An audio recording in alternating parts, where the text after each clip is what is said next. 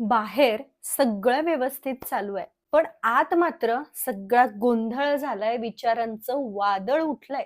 काहीतरी वाईट होईल का? माझ्याकडून काहीतरी चुकेल का? कोणाला तरी काहीतरी होईल का? माझं हे आयुष्य असंच राहणार आहे का? ही सतत कशाची तरी भीती माझ्या जीवनातून कधीच जाणार नाहीये. यासारखे सतत नकारात्मक विचार तुमच्याही मनात येत असतील, तर हा व्हिडिओ तुमच्यासाठीच आहे. आणि सगळ्यात महत्त्वाचा प्रॉब्लेम काय होतो माहितीये? हे विचार थांबवायला गेलं ना, की जास्तच यायला लागतात. मग अशा वेळेला काय करायचं? सांगते. सर्वात आधी एक गोष्ट समजून घेऊयात. सतत मनात नकारात्मक विचार येतायत म्हणजे तुम्ही नकारात्मक व्यक्ती आहात का? बिलकुल नाही. विचार येणं हे आपल्या हातात एकतर नाहीये, पण त्या विचाराला किती महत्त्व द्यायचं हे मात्र आपल्या हातात आहे. त्यावर कशी प्रतिक्रिया द्यायची हे आपल्या हातात आहे आणि ते आता आपण शिकूयात. त्यासाठी सोप्या काही गोष्टी सांगते. नमस्कार मंडळी, मी सायली, तुमची जवळची मैत्रीण. मी काउन्सिलर आहे आणि स्वीकार माइंड केअरची को-फाउंडर. तुम्हाला माझ्यासोबत पर्सनल सेशन बुक करायचं असेल, तर समोर स्क्रीनवर जो नंबर दिसतोय त्यावरती संपर्क साधा. आणि आपल्या स्वीकार माइंड केअर सेंटर अंतर्गत आपण वेगवेगळे वर्कशॉप्स घेत असतो. सायकोलॉजिकल वर्कशॉप, सेल्फ ग्रोथ ज्या वर्कशॉपमुळे बऱ्याच जणांची झाली आहे.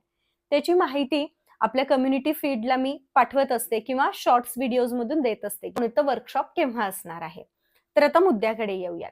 सगळ्यात पहिली गोष्ट, जे काही विचार आपल्या मनात येतात ना, त्याला सत्य नाही समजायचं. कधीतरी कोणीतरी घरातून बाहेर गेलं तर आपल्याला असं वाटतं ते सुखरूप पोहोचतील ना? बापरे, काही झालं तर? किंवा आपल्या छातीत कधी दुखायला लागलं तर आपल्याला असं वाटतं.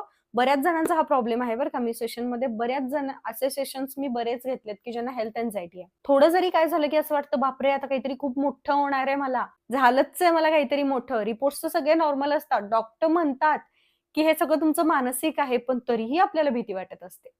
का माहितीये? जो विचार आपल्या मनात आलाय ना, त्याला आपण सत्य समजतो. मूव्ही पाहिल्यानंतर स्वतःच्या मनाला सांगता ना, की हे खोटं आहे, हे काही खरं आहे का? तो सगळा सेट आहे.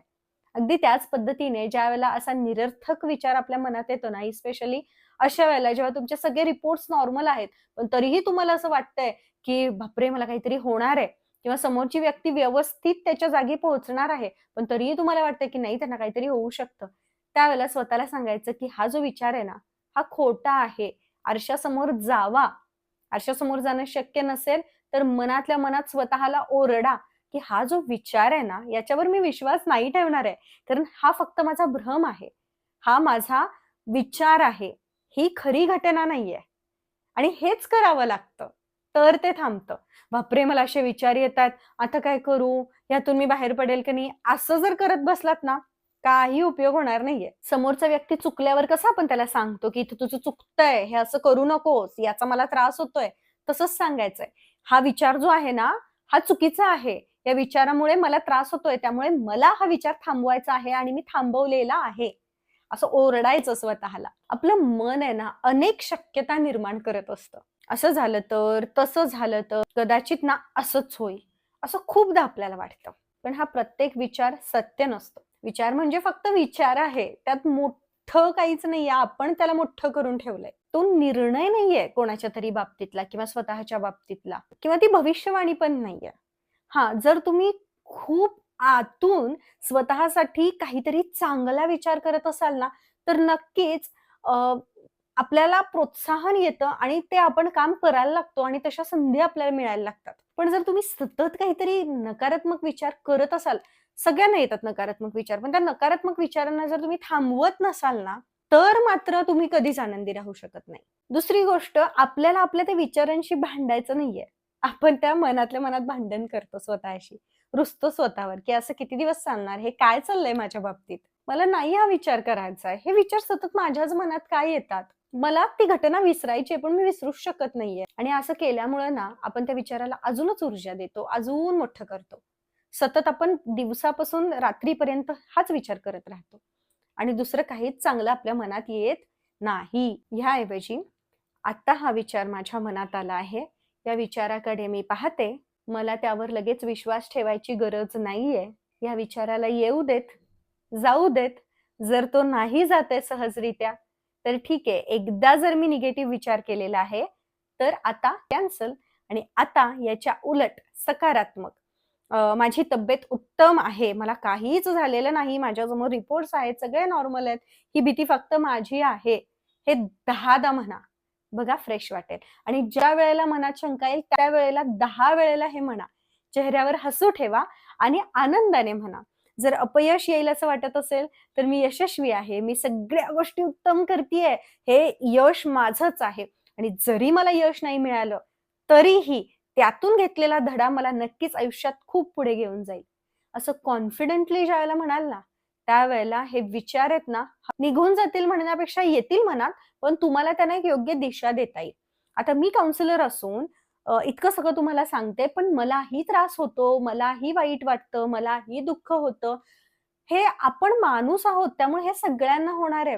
पण त्यामध्ये किती वेळ राहायचंय हे आपल्या हातात आहे. हे तुम्हाला होणारच नाही असं मी नाही सांगू शकत. पण ज्यावेळेला हे होतं ना, त्यावेळेला त्यातून कसं बाहेर पडायचं हे मी तुम्हाला सांगू शकते. आणि इतक्या ठामपणे सांगू शकते कारण या गोष्टी मी स्वतः केलेल्या आहेत. खूप मोठमोठ्या घटनेतून मी अगदी सहज पार पडली आहे. हा त्रास करून घेतलाय स्वतःला, वजन कमी झालंय, आरोग्याच्या तक्रारी झालेल्या आहेत, डिप्रेशन आलेलं आहे, सगळं झालंय. पण तिथं मी राहिले नाहीये. त्यातून बाहेर पडू शकले कारण माझ्या विचारांना मी दिशा देऊ शकते. आणि तेच मला तुमच्या सगळ्यांकडून करून घ्यायचंय. जसं आकाशात ढग येतात, काही वेळाने निघून जातात. जसं पाऊस येतो, काही वेळाने निघून जातो. ज्या पद्धतीने झाडाला पालवी फुटते काही वेळानी, काही कालावधीनंतर ती पानं पिकून गळून जातात. पुन्हा नवीन पानं येतात. अगदी त्याच पद्धतीने विचारही येतात आणि निघून जातात. त्यांना इतकं सिरियसली घ्यायची गरज नाहीये मंडळी. तिसरी गोष्ट, तुम्ही तुमच्या शरीराकडे लक्ष द्या. जेव्हा हे विचार सुरू होतात ना, त्यावेळेला आपण त्या विचारांना इतकं एंटरटेन करतो आणि दुसरीकडे आपण लक्षच नाही देत. अशा वेळेला उठा, खिडकीजवळ जा, हळूहळू श्वास घ्या. नाही खिडकीजवळ जाता येते, ऑफिसमध्ये आहात, काम करताय, खूप भीती वाटायला लागलीये, खूप विचार यायला लागलेत. 2 मिनिटं शांत बसा. डोळे बंद करू शकत नसाल, लाज वाटत असेल सगळ्यांच्या समोर, तर फक्त एका ठिकाणी बघत शांत बसा. मोठे श्वास घ्या. खोलवर श्वास घ्या आणि स्वतःला सांगा, मी करू शकतो. मी आनंदी आहे. माझा दिवस उत्तम आहे. माझ्या समोर येणारं काम मी उत्तम पार पाडतोय. आजूबाजूला बघा, स्वतःला विचारा. वही पेन घ्या, लिहून काढा. मी आत्ता काय पाहतोय? मी आत्ता काय ऐकतेय? आणि माझ्या शरीराला काय जाणवतंय? सारखं लिहा. दिवसातून 10 वेळेला लिहा. सकाळी कसं तरी वाटत असेल, निगेटिव्ह विचार येत असतील, लिहा या 3 प्रश्नांची उत्तरं. दुपारी पुन्हा तसंच झालं, पुन्हा या प्रश्नांची उत्तरं लिहा. प्रत्येक वेळेला उत्तरं वेगळी असणार आहेत आणि हळू ही उत्तरं सकारात्मक होत जाणार आहेत आणि यामुळे सतत वर्तमानात राहायची मदत होईल. आता चौथी गोष्ट जी मी नेहमी सांगते आणि माझ्या खूप आवडीची, मनातलं लिहून काढा. जेव्हा विचार सतत डोक्यात फिरत राहतात ना, त्यावेळेला एक वही पेन घ्यायचं. मला आता नेमका कोणता विचार त्रास देतोय, या विचाराला कोणते पुरावे आहेत का आणि या विचाराच्या विरुद्ध कोणते पुरावे आहेत, या 3 प्रश्नांची उत्तरं लिहायची. ज्या वेळेला त्रास होतो त्या वेळेला लिहायची. जर कोणीतरी वाचेल अशी भीती वाटत असेल, लिहा, फाडा, फेकून द्या. आपल्या रोजनिशी कार्यशाळेमध्ये आतापर्यंत जवळजवळ 2-2.5 हजार जणांनी ऍडमिशन घेतलं असेल आणि इतका बदल झालाय त्यांच्यामध्ये फक्त लिखाण करून, की बापरे, ते खूप काही जण तर एका वेगळ्याच जगामध्ये निघून गेलेत. म्हणजे इतका बदल, इतकी सकारात्मकता येऊ शकते का? हा जर डाऊट असेल तर हो, येऊ शकते. आपण ती आणू शकतो लिखाण करून. आपण एखाद्या नकारात्मक विचाराला इतकं सत्य मानलेलं असतं ना, की त्याच्या भोवतीच आपलं सगळं जीवन चालू असतं. आणि मग जेव्हा आपण लिहायला सुरुवात करतो ना, त्यावेळेला आपल्या लक्षात येतं, की अरे हे उगाचच आहे, याच्यामागे काही पुरावा नाहीये किंवा हे काही खरं नाहीये. 5वी गोष्ट, आपल्या मनाला ना योग्य इनपुट द्यायचंय. दिवसभर आपण काय करतो, काय ऐकतो, काय वाचतो, काय बोलतो, कोणाशी बोलतो, कोणत्या विषयांवरती चर्चा करतो, याचा थेट परिणाम आपल्या विचारांवर आणि आपल्या मनावर होतो. सतत नकारात्मक बातम्या, तक्रारी, भांडणं, दुसऱ्यांच्या आयुष्यावर चर्चा, हे सगळं कमी करा. लगेच निर्णय घ्या, लगेच कमी करून टाका. त्याऐवजी ज्ञान मिळवा, चांगली पुस्तकं वाचा, चांगला कॉन्टेंट पहा, निसर्गात वेळ घालवा, व्यायाम करा, तुमच्या आवडीचं काम करा, छंद जोपासा. कारण रिकामं मन जुन्या विचारांनी भरतं आणि मग त्रास व्हायला लागतो. आणखी महत्वाची गोष्ट, स्वतःशी बोलण्याची पद्धत पूर्णपणे बदला. सेल्फ टॉक कसा करायचा यावर व्हिडिओ केलेला आहे. लिंक खाली कमेंट बॉक्समध्ये डिस्क्रिप्शन मध्ये देतेय.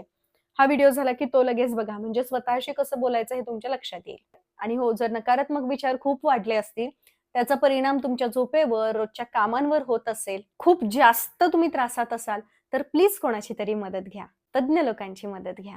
कारण तज्ञ लोकांची, काउन्सिलर्सची मदत घेणं, मी असं म्हणत नाही माझ्याकडेच या.